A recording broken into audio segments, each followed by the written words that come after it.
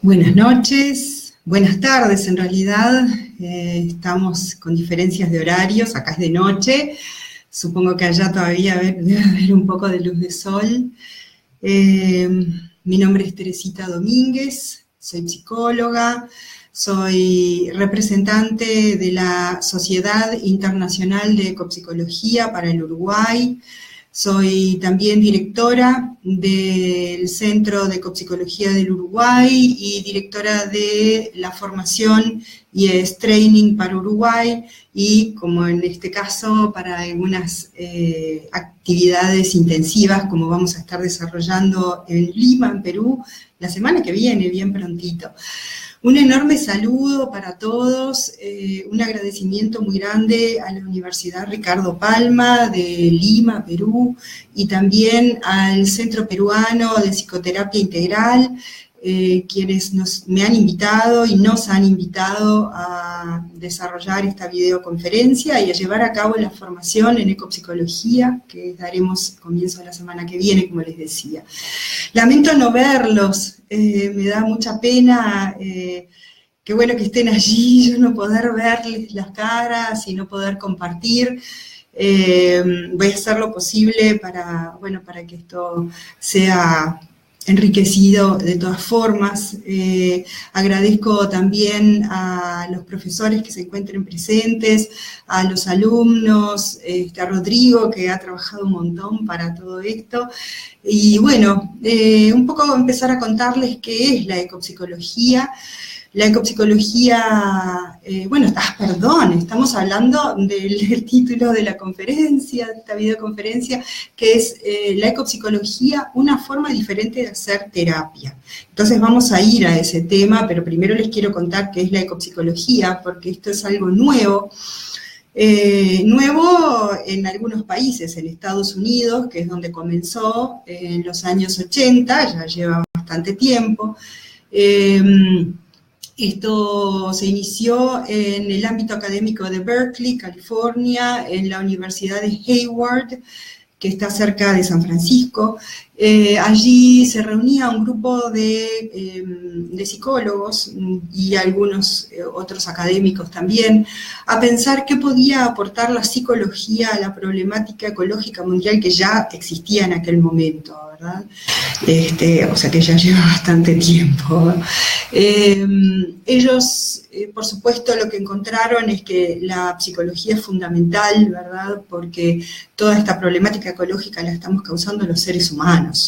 Y esto es el ABC, ¿verdad? Entonces, lo que está apostando la ecopsicología es a empezar a pensar un poquito qué podemos hacer, ¿verdad? Cómo podemos modificar esta situación que estamos creando.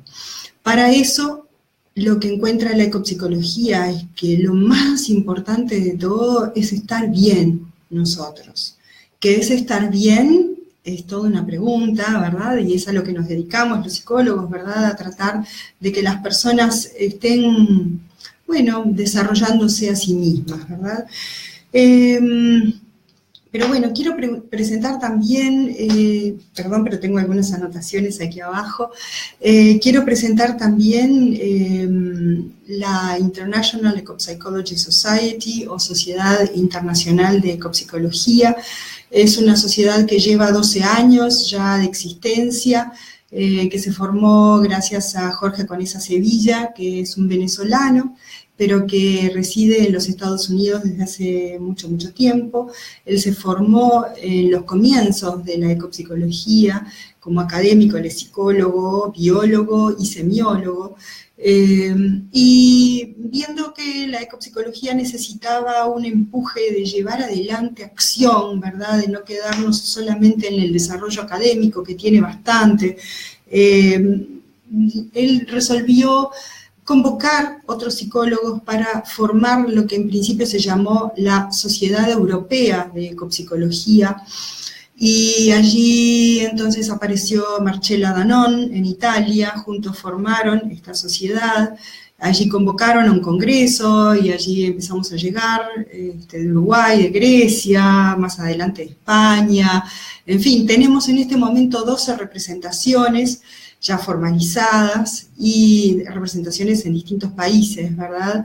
En países de Latinoamérica, como Argentina, Brasil, Chile, Uruguay, Sudáfrica, que se acaba de unir.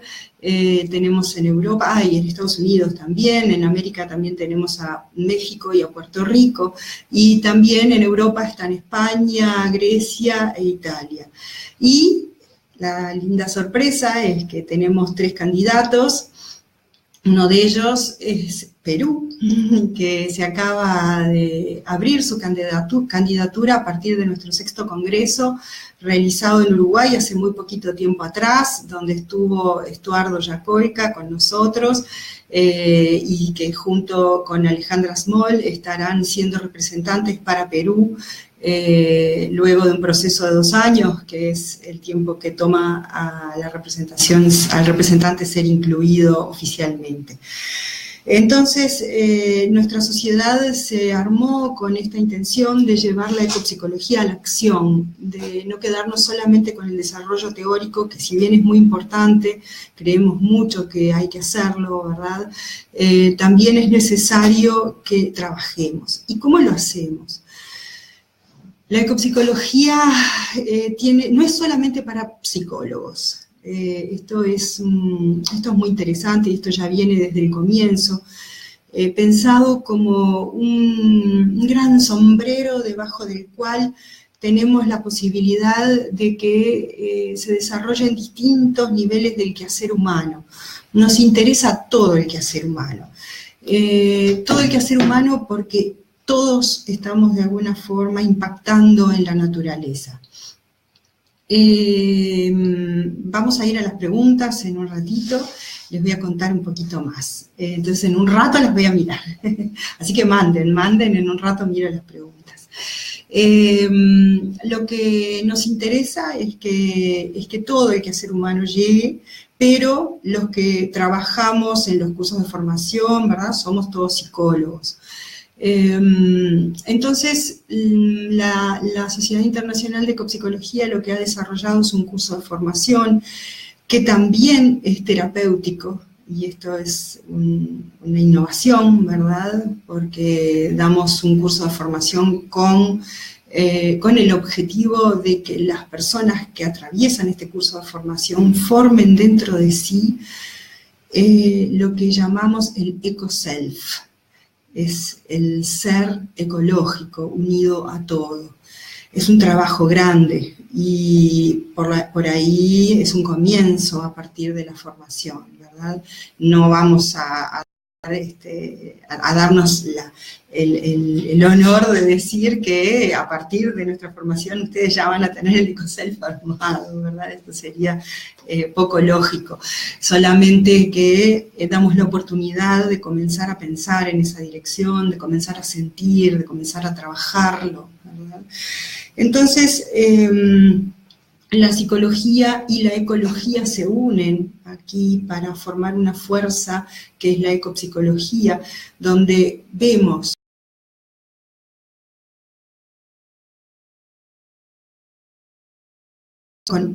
somos uno, espero que esté todo bien, porque hubo un pequeño fallo, pero parece que seguimos. Entonces somos uno en un sistema, ¿verdad? En un sistema que durante mucho tiempo hemos intentado decir que ya no formamos parte, que en realidad estamos por encima, ¿verdad? Nosotros hemos generado una brecha, ¿verdad? Nos hemos dividido, nos hemos separado de la naturaleza. En muchos sentidos ha sido importante, hemos desarrollado mucha cosa, ¿verdad? Hemos desarrollado la tecnología, por ejemplo, gracias a la cual estoy acá yo hoy hablando con ustedes, y sin duda hemos generado muchos avances en nuestra conciencia, ¿verdad? ¿verdad? Pero hemos dejado cosas atrás que es necesario recuperar. Entonces voy a contestar ya una de las preguntas que me hicieron, dentro de qué marco teórico nos encontramos en la ecopsicología. El marco teórico específico es el de la ecopsicología, ¿verdad? Nosotros tenemos un gran desarrollo académico, teórico, importantísimo, pero proviene básicamente de la psicología humanística, de la psicología transpersonal, de la mirada junguiana, ¿verdad? Se toman muchos aportes de la Gestalt, por ejemplo, de la teoría de sistemas, pero también, también de la ecología profunda, de Arne Naess. Trabajamos mucho desde allí, y también tomamos muchísimo de las neurociencias, de la psicología evolutiva y de la semiología, porque parte del tema es poder encontrar palabras exactas de lo que quiere decir unión con la naturaleza, porque como les decía, nosotros hemos generado una brecha. Esta brecha, obviamente nosotros como psicólogos sabemos muy bien lo que es la escisión y estos contenidos inconscientes que depositamos en el inconsciente, ¿verdad? Que por lo general son contenidos dolorosos, infantiles, ¿verdad? Contenidos que tienen que ver con nuestra evolución en la familia. Pero hemos generado una brecha mucho más grande y que hemos mirado muy poco desde la psicología, y esta es una invitación, ¿verdad?, a que comencemos a mirar también la brecha que hemos generado con la naturaleza. Esta naturaleza está afuera, pero también está adentro, porque podemos volver a empezar, suena raro, podemos volver a sentirnos naturaleza. ¿Cómo? Somos seres sintientes, ¿verdad? Igual que lo compartimos con muchos de nuestros congéneres, no, de los seres con los que compartimos el planeta, de los seres más que humanos, como le gustamos llamarlos en ecopsicología. Obviamente tenemos otras funciones que ellos no han desarrollado, por eso somos la especie tan predominante, ¿verdad? Tenemos muchas habilidades que ellos no tienen, pero sentimos. Este sentir muchas veces es difícil, nos pone en situaciones complejas, ¿verdad?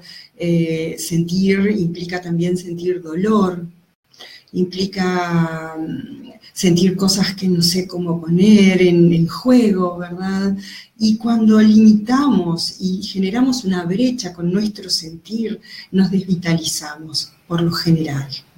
Entonces, este es un trabajo que desarrollamos desde la mirada de la ecopsicoterapia, ¿verdad? Nosotros trabajamos para poder volver a conectar con nuestra capacidad de sentir como forma de estar vitales, como forma de ir hacia adelante, de buscar lo que queremos, lo que anhelamos.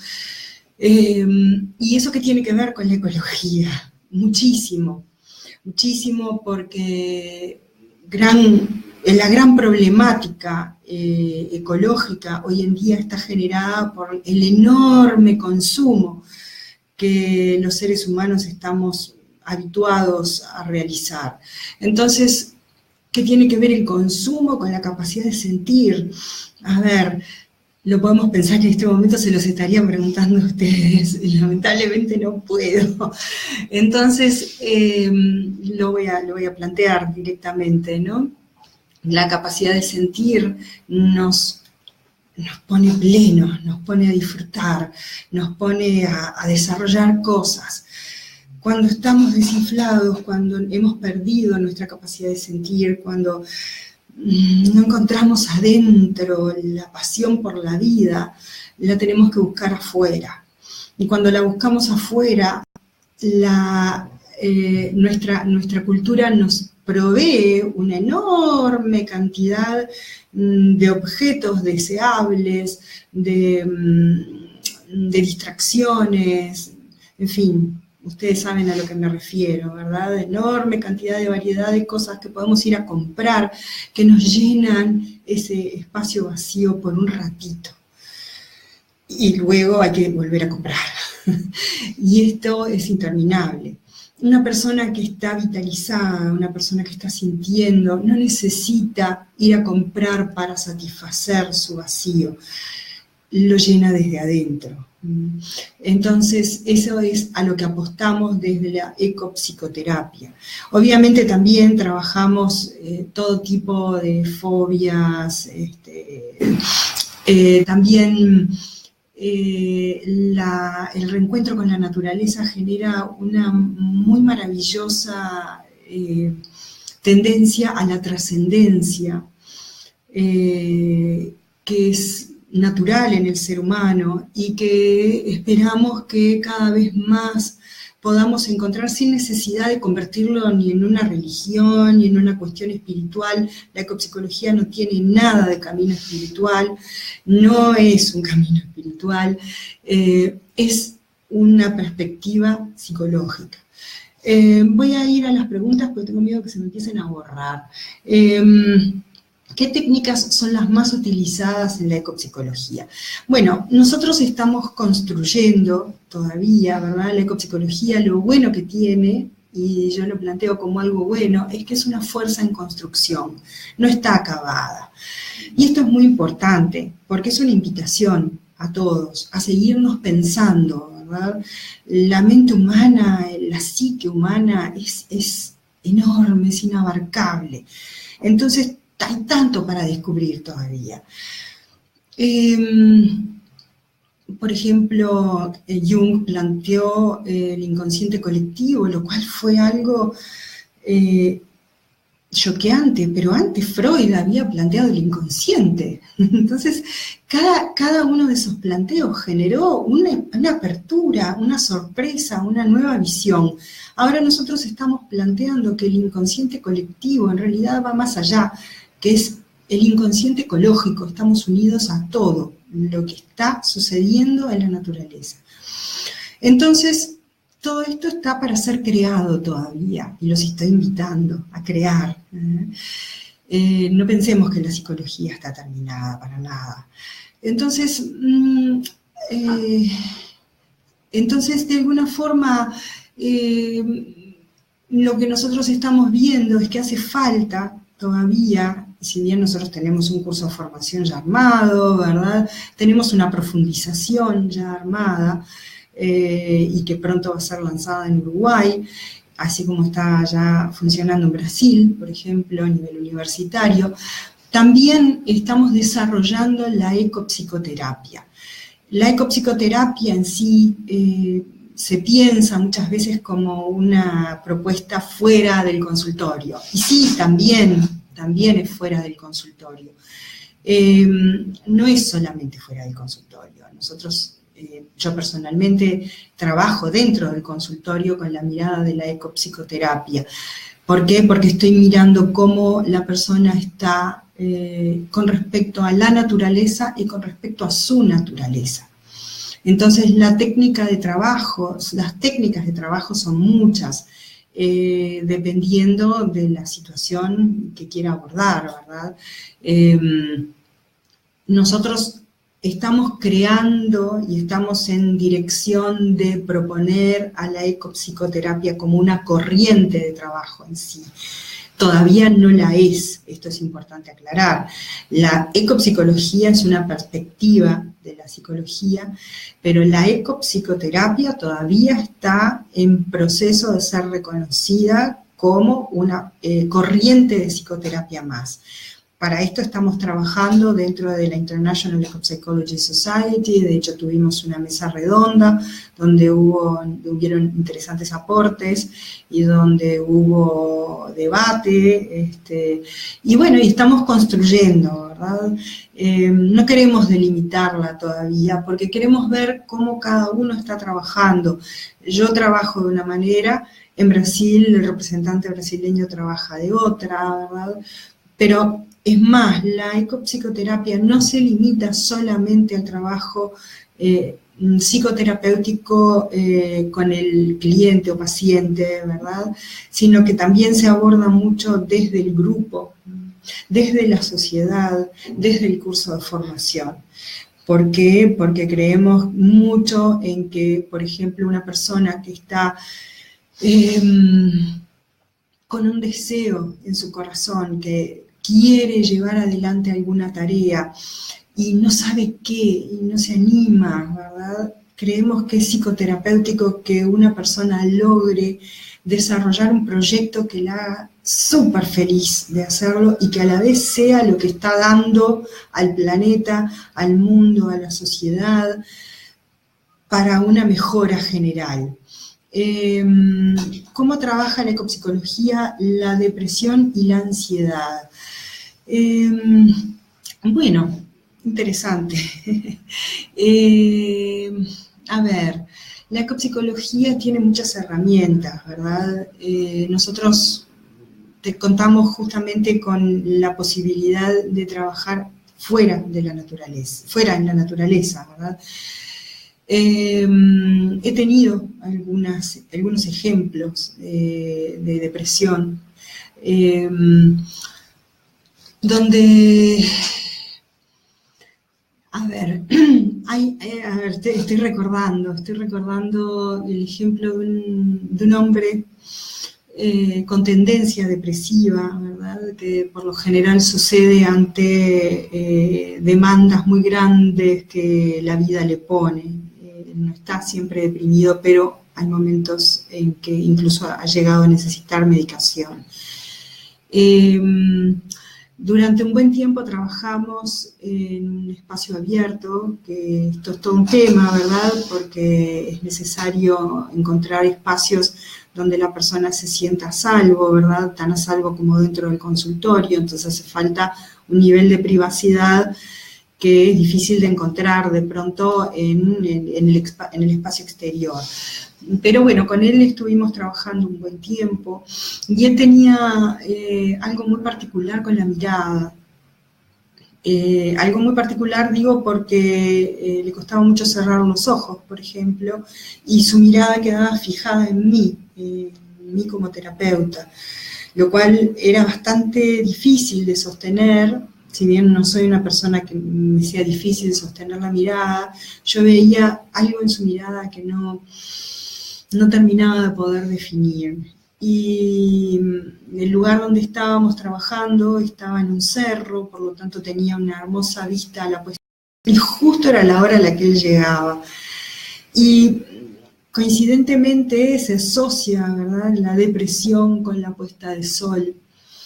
Es un momento donde la actividad cotidiana, diaria, declina, ¿verdad? La energía baja, es un momento delicado incluso en algunas depresiones, que hay que prestar mucha atención, son momentos donde hay que estar vigilando, ¿no?, a la persona que está, bueno, con una depresión un poco más severa. Entonces, él quedaba mucho rato en silencio. Y su mirada era un alivio, porque fijaba su mirada en el horizonte y en la puesta de sol.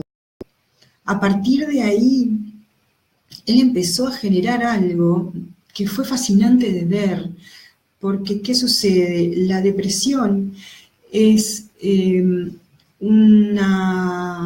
la mirada junguiana, ¿verdad?, es una vuelta defensiva de algo que también puede ser creativo. ¿Y qué es lo creativo detrás de la depresión? La melancolía, que es la fuente de desarrollo de los filósofos, de los poetas. El carácter melancólico es el que nos lleva a meditar, a mirar hacia adentro, a reflexionar sobre la vida. Y él empezó a desarrollar eso a partir de quedarse mirando la puesta de sol y hablar conmigo desde ahí, desde esa mirada puesta en el horizonte.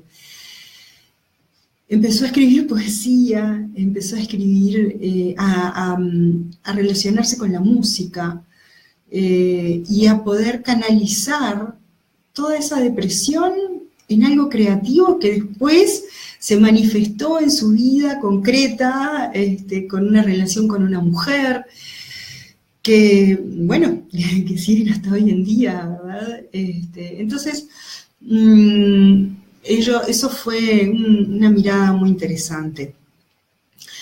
Con la ansiedad, depende del tipo de ansiedad, ¿verdad?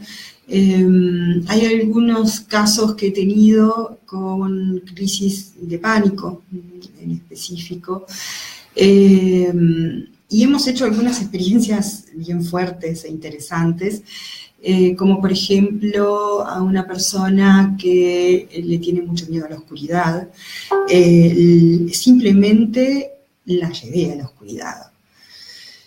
Y fue poderoso, ¿verdad? O sea, fuimos juntas, fuimos a un lugar donde se pudiera expresar sin asustar a los vecinos, y estuve allí, ¿verdad? Simplemente habilitándole a respirar y a expresarse, y se expresó, gritó, lloró, y aparecieron recuerdos, aparecieron sensaciones, y apareció el disfrute, muy curiosamente, ¿verdad? El ataque de pánico justamente está también desde la perspectiva junguiana vinculado a Pan. No sé si han oído hablar del dios Pan. El dios Pan es este ser mitad cabra, mitad humano, con cuernos, que luego se ha asociado con el diablo, lamentablemente, porque claro, es una fuerza muy poderosa, ¿verdad? Una fuerza que viene de dentro y que no sabemos manejar, y que pasa en el ataque de pánico, lo queremos controlar.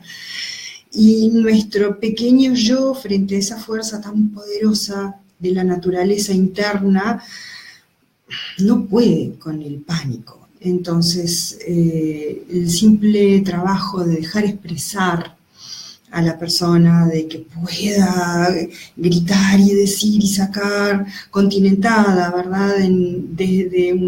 Con una persona al lado que sabe qué hacer. Bueno, ese ha sido el trabajo, ¿verdad?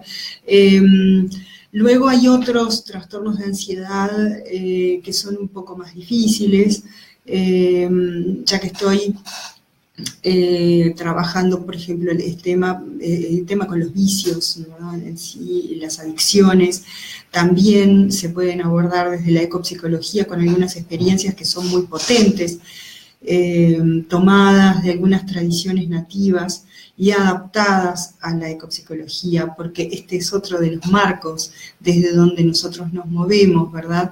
Hay muchas tradiciones antiguas, y quizás esto para mí es un enorme gusto, porque voy a ir a Perú, donde sin duda voy a aprender mucho. Estoy muy ansiosa y muy deseosa de eso. Estaba viendo una pregunta interesante. Lo que decía es que también tomamos de las tradiciones nativas algunas herramientas que hemos dejado atrás, ¿verdad? Y que realmente son poderosísimas, no de cualquier manera, ¿verdad? Llevadas a la perspectiva de la psicología. No, dentro de la ecopsicología no utilizamos sustancias psicotrópicas, no es nuestra forma. Sí se generan estados alterados de conciencia, que esto es muy interesante de vivir, sin necesidad de ningún tipo de sustancia psicoactiva. No es que no estamos en contra tampoco, por supuesto, pero las respetamos mucho, ¿verdad? Porque son medicinas que algunas personas manejan muy bien y otras no. Entonces, bueno, nos mantenemos un poco por fuera. A ver, voy a ir a otra pregunta. ¿La creatividad es el mejor remedio para la depresión? Qué buena pregunta. Quizás sí. No vamos a ver, todavía no sabemos nada, ¿verdad? Lamentablemente, de algunas patologías. Entonces no voy a decir que esto es el remedio y la panacea para la depresión. Digamos que en todo todo hay dos maneras de vivirlas, de todas las cosas de la vida hay dos maneras de vivirlas, desde el punto de vista defensivo y desde el punto de vista creativo. Todo lo que vivamos desde el punto de vista defensivo nos va a hacer difícil la vida. Lo mismo lo podemos transformar desde el punto de vista creativo, por ejemplo, la envidia. La envidia es uno de los sentimientos más difíciles de sentir. Realmente es feo sentir envidia. Y bueno, ya a todos en algún momento nos ha pasado, ¿verdad?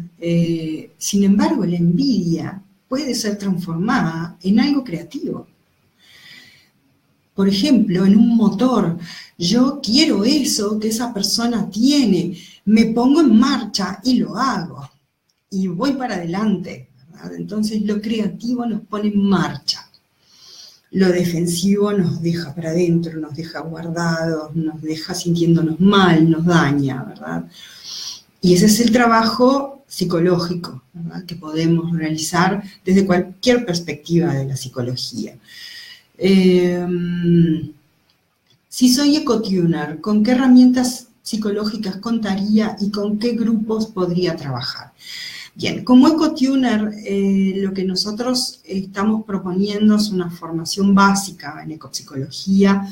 La formación en ecopsicología luego continúa en una profundización, que es como un posgrado, ¿verdad? Y luego como psicólogos es la formación en ecoterapeuta.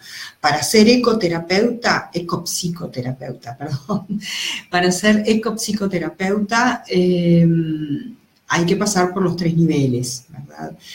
Como ecotuner, lo que ustedes van a generar es formar dentro de ustedes mismos la visión del eco-self propio, personal. Es más que nada una transformación interna que se plasma en un proyecto personal, que es deseable llevar a cabo. Ese proyecto no es fundamental que sea algo macro, puede ser algo micro. Pero ya la elaboración del proyecto llevada a lo interno para luego volcarlo hacia afuera es un proceso maravilloso que poco les puedo describir desde acá porque es un proceso vivencial. Entonces es una comprensión que el ecotuner tiene de una forma totalmente diferente de ver la vida. Entonces desde acá hacemos un trabajo básico, pero básico no menor. Es un trabajo en la base de la persona, es una transformación. Entonces, en el nivel ecotuner tenemos la información básica teórica, ¿verdad? Tenemos vivencias en la naturaleza, tenemos un retiro de trabajo ecopsicoterapéutico potente de 5 días, donde suceden muchas cosas, ¿verdad? Y donde realmente llegamos a experienciar internamente qué quiere decir esto, ¿no?, de la ecopsicología.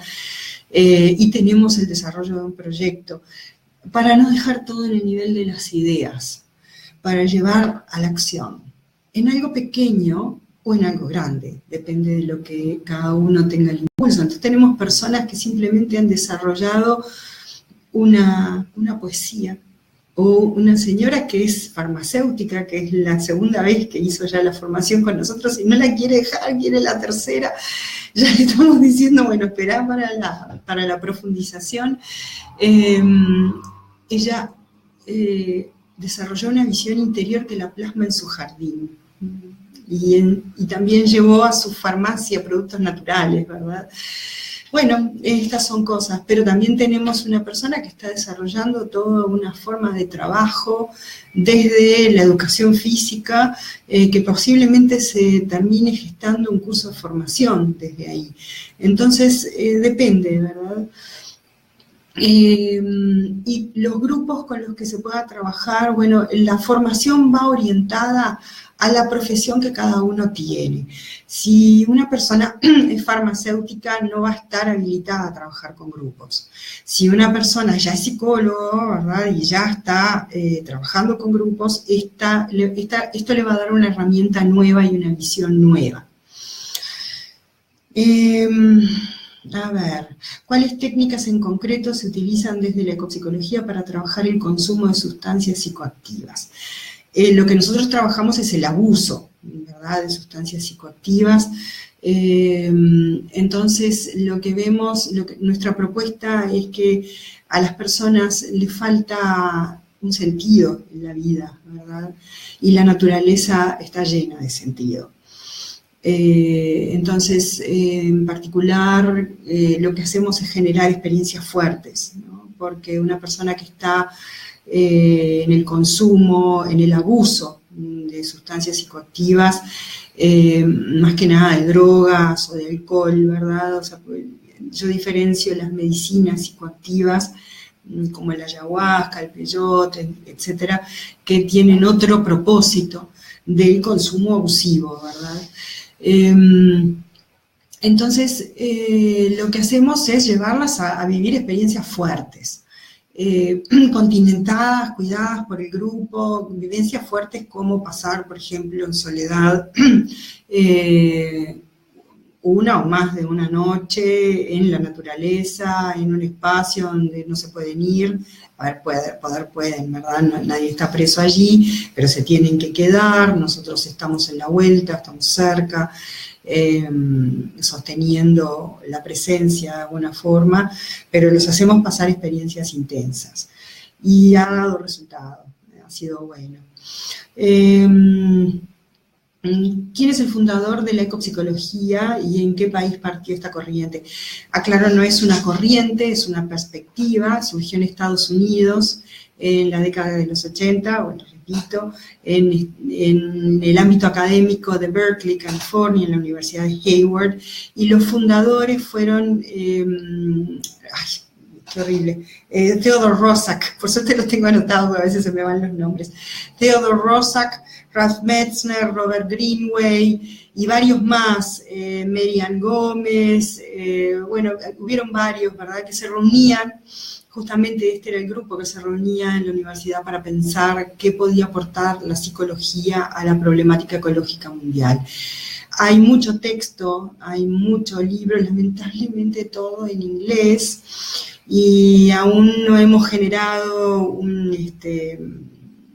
ser consumidores suficientemente grandes como para que les interese traducir estos textos al español. Uno de los valores de nuestro curso de formación es que hemos traducido textos al español y para que los puedan leer directamente, ¿verdad? O sea, no son textos donde ninguno de los docentes hacemos un desarrollo acerca de determinado tema que explicitó Ralph Metzner, por ejemplo, sino que tradujimos directamente el texto para que el alumno lo pueda leer directamente. ¿Es posible que yo esté haciendo ecopsicología sin saberlo? Por supuesto, por supuesto, claro, así llegamos la mayoría, claro que sí. Es maravilloso porque la ecopsicología muchas veces lo que hace es simplemente generar un espacio de reunión para personas que ya estamos trabajando desde ese lugar. Y ecopsicología hacemos todas las personas que, por ejemplo, en un momento de angustia nos vamos a caminar a la playa y nos abrimos a escuchar de alguna forma lo que la naturaleza nos está diciendo, ¿no? La naturaleza es increíble porque si tenemos la percepción abierta, todos los sentidos bien abiertos, pasan cosas, ¿verdad?, que nosotros planteamos desde la sincronicidad junguiana, ¿verdad? Entonces, por ejemplo, en una de las formaciones, una persona, bueno, yo propuse un ejercicio de conectarse con un animal internamente, una meditación, y no había visto nada, no vio ningún animal, y bueno, y estaba trabajando eso de que no había visto ningún animal, y de repente cruza por adelante de ella un armadillo, una mulita, no sé si hay en Perú, y fue increíble, porque la representaba tal cual. El armadillo se cierra, ¿verdad? Y tiene dentro de su parte cerrada un aspecto muy vulnerable, ¿verdad? Y es el clásico ejemplo de una persona que se defiende y que luego puede abrirse, ¿no? Entonces, tener esta capacidad de cerrarnos y abrirnos a voluntad es una maravilla, ¿eh? Y ocurrió eso, ¿verdad? Son esas cosas que pasan en la naturaleza. ¿Qué libro referente a ecopsicología me recomienda como introducción a la misma? Bueno, si lees inglés, lo cual es todo un tema, bueno, pero si lees inglés, Ecopsychology, que es una recopilación justamente de Theodore Roszak, de varios autores de la ecopsicología. Estos libros se consiguen en Amazon. Si soy psicólogo, ¿para qué es necesario sensibilizarme con mi medio ambiente? Qué buena pregunta, qué buena pregunta. Mira, esto depende del tipo de psicólogos que queramos ser, ¿verdad? No todos los psicólogos trabajamos de la misma manera. De hecho, yo trabajo en consulta con un montón de personas de las que jamás hablo ni menciono la ecopsicología, porque depende de lo que cada persona trae a la terapia, ¿verdad? Entonces, si la persona está abierta, llega un momento en la psicoterapia en que, y esto yo lo tomo de la perspectiva junguiana, ¿verdad? Llega un momento que la persona empieza ya en un proceso de empezar a cerrar, ¿verdad? Está depositada la transferencia sobre el terapeuta, esta transferencia hay que trabajarla, empezar a devolverle su propio poder, ¿verdad? Pero hay elementos de la psique que tienen que quedar depositados en algún lugar. Jung lo resolvía con la Iglesia Católica, por ejemplo. Y bueno, y es una posibilidad, entonces estaba la posibilidad de que la persona depositara su alma infantil, como lo llamaba Jung. A mí me gusta más llamarlo su aspecto trascendente, su función de mirada más allá, ¿verdad? Entonces, a mí, por ejemplo, me gusta poder proponerle a la persona de que cuando ya no esté en terapia, bueno, ¿cómo va a seguir teniendo sus momentos a solas consigo mismo si ya no viene a conversar conmigo, ¿verdad? ¿Con quién va a conversar? Entonces, es un lindo espacio para estar en la naturaleza cuando necesitamos reflexionar con nosotros mismos. Ahora, como psicólogo, y bueno, y eso depende del trabajo personal, ¿verdad? Yo he sido profesora universitaria también y muchas veces se me ha cuestionado, ¿verdad? Como profesora universitaria, que mi insistencia de que todo el mundo tiene que hacer terapia para ser psicólogo. Muchos me han dicho, pero a mí no me gusta. Y bueno, pero es como que si fueras ingeniero y me digas que no te gusta la matemática, ¿qué estás haciendo allí, verdad? Entonces, todos los psicólogos tenemos que poder reflexionar sobre nosotros mismos. Y la naturaleza es un espacio para reflexionar sobre nosotros mismos. Y es un espacio para mirarnos y para ver qué nos genera lo que está pasando afuera, estando con los sentidos bien abiertos justo cuando yo, por ejemplo, digo que no me puedo conectar con ningún animal, me pasa por adelante una mulita. ¿Qué es eso? ¿Qué puedo yo aprender de mí misma con esa coincidencia significativa que me dice a mí de mí misma? Cualquier cosa que suceda en la naturaleza, ¿verdad? Y no es una cuestión mágica ni religiosa para nada, es solamente tener la capacidad de observar. Y cuando miro para afuera, me miro a mí. Y cuando miro para afuera y me miro a mí, me doy cuenta que estoy inserto en un todo. Y que este todo, además de ser la familia y los padres, los abuelos, lo transgeneracional, por ejemplo, también está el dolor de ver todo lo que se está perdiendo en el planeta. Y esta tristeza que muchos sentimos, ¿verdad? Porque es muy doloroso ver cómo los ríos se contaminan, cómo las especies van desapareciendo de la faz de la tierra, cómo las selvas desaparecen. Ese dolor lo sentimos los seres humanos. ¿Y qué vamos a hacer con eso? ¿Nos vamos a quedar en la apatía? ¿Nos vamos a ausentar distrayéndonos y prendiendo nuestro programa favorito de televisión? ¿O nos ponemos en marcha y hacemos algo? A ver, acá hay otra pregunta. Si un paciente dice que le ha perdido sentido a la vida, ¿qué herramienta de la ecopsicología podría usar para guiar al paciente? A ver,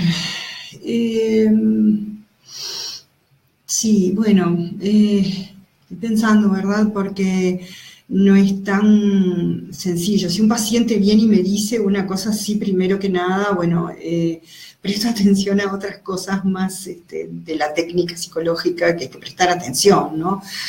Bueno, a ver, ¿hasta qué punto? ¿De qué estamos hablando acá, verdad? Bueno, estamos yendo a alguien, escuchando a alguien que realmente le perdió el sentido a la vida.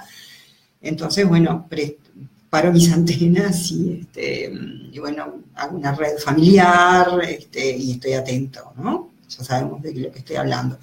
Si estamos hablando de algo más filosófico, bueno, lo que intento es acercarle a la persona posibilidades, ¿verdad? ¿Cómo? Primero que nada indago cómo perdió el sentido a la vida, ¿no? ¿Qué le pasó? ¿Qué le pasó? ¿En qué momento lo perdió? Por lo general es en la infancia, ¿no? O en alguna experiencia muy dolorosa. Entonces, bueno, allí indago más, siempre indago más, ¿verdad? Porque primero hay que ir bien a la causa, ¿no? Esto no lo podemos perder. Por más que nosotros tengamos herramientas como estar afuera, si no vamos a la causa, a desconstruir, ¿verdad?, lo que generó ese tipo de problemática, no vamos a lograr nada, ¿verdad? La ecopsicología sigue trabajando con este propósito de la psicología en general, que es de desconstruir los aspectos de la personalidad que luego no habilitan la mirada creativa de la vida, ¿verdad? Y bueno, y luego hay millones de experiencias que se pueden llevar a cabo donde la persona vuelve a sentir, es sentir porque está todo dentro, ¿no? Tengo muchas experiencias, no quiero pasarme mucho de la hora porque yo ya me perdí, creo que ya vamos más de una hora. Quiero ir a esta otra pregunta. Según tu experiencia personal, ¿cuál es el caso que más le marcó utilizando la ecopsicología, siendo el resultado algo positivo para la misma? Bueno, tengo experiencias individuales y tengo experiencias grupales. A ver, justo, bueno, un poco contestando las dos preguntas, ¿no? El caso de una mujer que tuvo realmente una vida muy, muy, muy difícil, muy difícil. Y esto se manifiesta en mucha ansiedad, mucho miedo, expresiones psicosomáticas también, a pesar de lo cual ella logró armar una vida, logró trabajar, logró tener una familia. Y un día me dijo que ella bueno, que vivía por sus hijos, que un poco esto del sentido de la vida, ¿no? Y generé una experiencia para ella grupal, porque otras personas se sumaron, entonces vinieron a mi campo y hicimos un retiro en silencio. Están pasando los bomberos acá cerca, quizás lo escuchen. Bueno, es un momento fuerte cuando pasan los bomberos. Entonces, yo realmente pensaba que iba a ser muy difícil para ella, yo estaba preparada para lo que pudiera suceder, ¿verdad? Con todas mis herramientas psicoterapéuticas, pero fue una sorpresa enorme verla sentarse a orillas del arroyo y quedarse horas mirando el arroyo, y los momentos en los que se podía hablar desde un lugar bellísimo, ¿no? Eso me me sorprendió, ¿verdad? Me encantó en el alma. Y luego los grupos, las experiencias que más me marcan siempre son los retiros. Son momentos maravillosos, donde se gesta algo que en guaraní, que son los indígenas de mi tierra, se llama Mborayú, y que quiere decir el espíritu que todo lo une, que es como ellos traducen la palabra amor. En realidad la palabra amor en guaraní no existe, pero sí existe Mborayú, y es el espíritu que todo lo une. Y es maravilloso ver cómo va sucediendo a medida que van pasando los días, que se genera ese sentimiento de unión entre las personas, de ir dejando las máscaras y de ir mostrando y de ir conociendo cada uno un aspecto más profundo de sí mismo, que es hermosísimo de ver. Y luego llevarlo a casa, con el desafío que todo eso tiene, ¿no? Y bueno, y sin duda esto es un resultado positivo para la ecopsicología, sí, también, porque realmente vemos que funciona, ¿verdad? Que las personas luego de pasar por las experiencias logran muchas cosas en su vida, logran estar mejor, logran ser más potentes, logran desarrollar cosas que siempre quisieron y no se animaron, con los proyectos, por ejemplo, logran... bueno, alimentarse mejor, por ejemplo, logran reciclar, logran estar más atentos a cómo cuidar, logran hacer propuestas diferentes. Y hay muchísimas propuestas que han surgido desde el curso de formación de ecopsicología, como por ejemplo el trabajo con la menstruación femenina, la mirada hacia lo femenino, ¿verdad? Que es muy distinta que la mirada hacia lo masculino, porque tenemos naturalezas distintas, obvias, fisiológicas, ¿verdad? Entonces, desde ahí también, en fin, hay mucho trabajo. No quiero seguir porque ya estamos muy cerca de la hora, en realidad acabo de verlo. Solamente decirles que, bueno, que me hubiera encantado conocerlos, que estoy muy agradecida del recibimiento que he tenido con ustedes, también de que Perú nos va a recibir. Estoy muy deseosa de ver, no conozco Perú, tengo muchas ganas de conocer Perú, y más que nada de aprender de Perú. Estoy segura que voy a traer mucho aprendizaje. Esa es la apertura con la que los ecopsicólogos intentamos trabajar, ¿verdad? Porque no sabemos todo. Necesitamos aprender la humildad, ¿verdad? De que la psique es diferente en todos lados, además. Y en cada lugar tiene su expresión. Por eso nosotros en nuestra sociedad internacional damos toda la confianza a un representante del país, que sabe cómo es la gente allí, que sabe lo que la gente necesita, que desarrolle la ecopsicología a su manera, a la manera del país en el que vive cada uno. Entonces, muchas ganas de ir a conocerlos, de estar allí, de conocer la tierra, el sol, el agua, la comida, por supuesto, el aire, ¿no? Si bien vamos a estar en la ciudad en estos días, igual allí está también presente. Bueno, hay una pregunta: ¿cuál sería la importancia de la ecopsicología en el rol del psicólogo? ¿Y qué implicancias tendría en el abordaje de las diversas problemáticas de nuestros pacientes? Bueno, a ver, en el rol del psicólogo, esto va de acuerdo a la construcción que cada psicólogo haga de su mirada profesional, ¿verdad? Hay psicólogos que por ahí prefieren una mirada cognitivo-conductual, otros una mirada más humanista, otros más psicoanalítica, ¿verdad? Entonces, depende del psicólogo. El aporte que hace la ecopsicología es vernos parte de un sistema. Entonces somos algo mucho más grande que solamente nuestra psique con nuestra historia, con nuestra problemática familiar. Está también el lugar donde vivimos, las cosas que nos afectan del entorno, del aire, como decía, del agua, si vivimos cerca del mar, si estamos lejos. Cada región tiene su idiosincrasia y es importante poder verla también. Entonces, vamos a estar, sí, dictando una conferencia también, porque Derek nos está preguntando si vamos a dar una conferencia o formación en Perú.